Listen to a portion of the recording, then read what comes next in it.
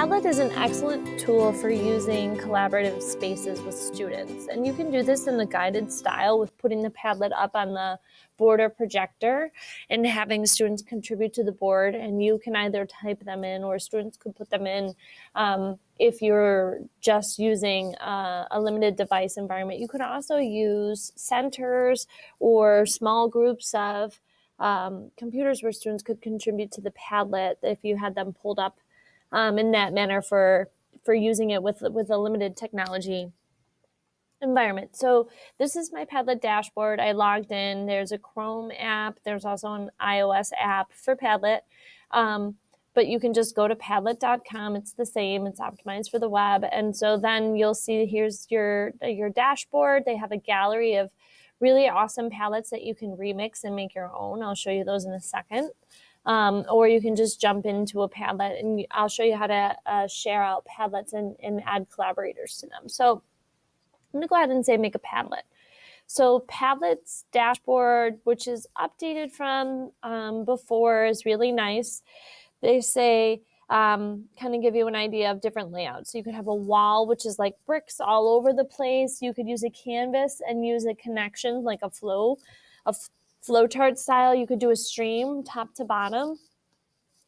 You can do a grid in rows or boxes, or a stacked column group by grouping. So I'll just show you just like what a couple of these look like. So a stacked column would be great for like what do we know, what do we want to know, what do we learn? And you can see this example that they have here. This is actually one you can remix. They also, that would be great for like a see, think, wonder, or any sort of kind of breaking up. I used to think, now I think, some of these really great thinking routine grids. I'll just show you what a canvas looks like. So I'll preview that one. And I'll show you how you can get some of these organizational flows. But this is great for creating like a flow chart or a diagram, mind mapping. This would be a really great tool for that. Here's a grid example of what this looks like. So this is really great for storyboarding, where they go in a row, step 1, step 2, step 3, and then to the next row. So this would be really good for like a storyboard template. So I'm going to go ahead and say I'm going to make a Padlet, and I'm going to hit select. So any one of these it doesn't matter. I'm just going to pick one of these, and they give you a fancy, beautiful background. And by default, they give you a title for your Padlet. So you can go ahead and so it brings you right to the settings automatically. So you can go ahead and change this. So I'm going to do this for mind map.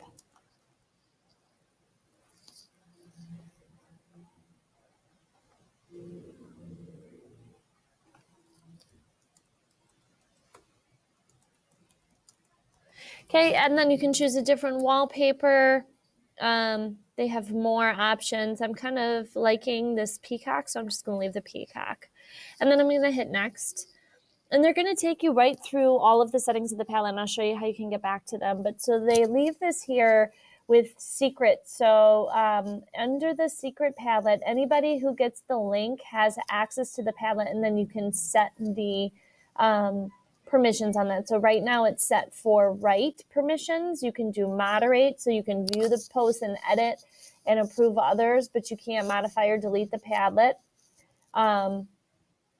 This one, they can actually invite other people to join it. They could also just be readers.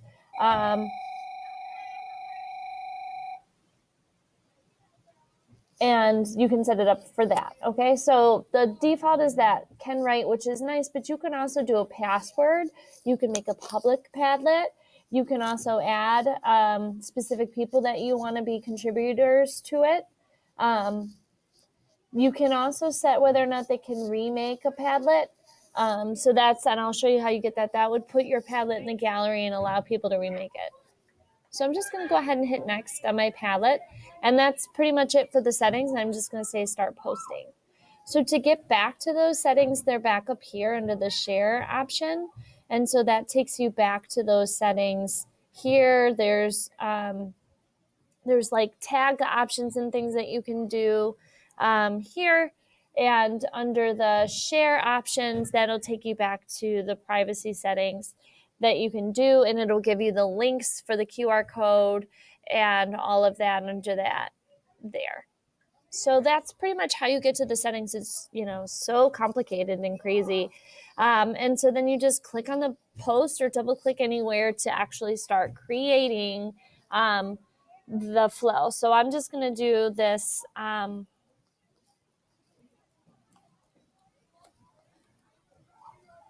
then I'm going to just go ahead and put in like a topic brainstorm. And so then there's my topic. And then when I add another one,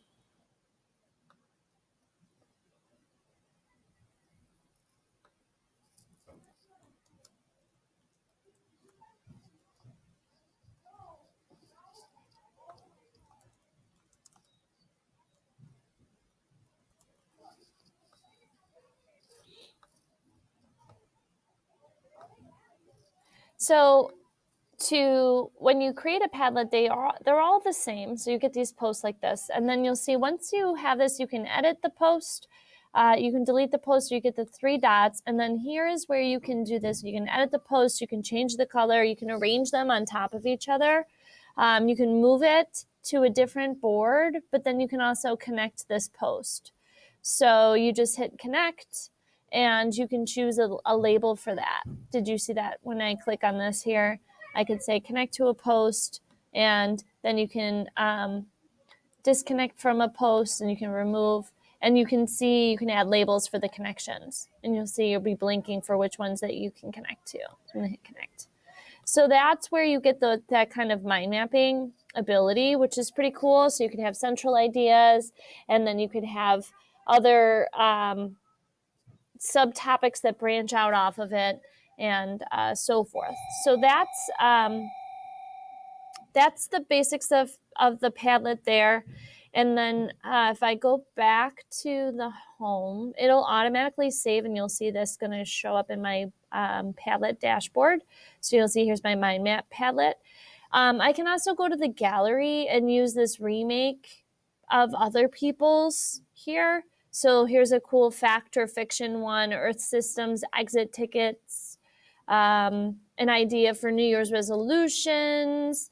This person's using this as podcast. I mean, you can see this. They have all kinds of cool ones. And then back under the original Padlet, I'll just show you one of these. So I'll pull up someone's Padlet, and if it's set for me to be able to remake it, so fact or fiction, so then you would, they have a bunch of things in here, and then the kids would choose whether it's a fact or fiction. So if I wanted to remake this Padlet, I would just click remake, and I can change this, and I can also choose copy the design. I can also copy the posts and attachments, and then I would hit submit, and now this becomes my Padlet. So that's that remake process that I put in there before, where in the settings of ours, we set it to remake. So now I own this, and I can add more posts to it, and I can change how students focus on this. So this is a collaborative board that students can use. Now it's mine. So I can also, I'm just going to take you back to this Make a Padlet. Here's the blanks. If you scroll down just a little bit further, they have a few kind of templates, like a Q&A, a Kanban board, to do, doing, done, a KWL chart. That's what we saw. Here's another example of that storyboard. Here's an org chart. So you see a little bit of the video playlist in the stream. And they have those options there too. It's not a ton of templates, but they have enough templates. So that's kind of like the nuts and bolts of Padlet. And so now it is to talk about the best ways to use this to create an inquiry style activity for your students.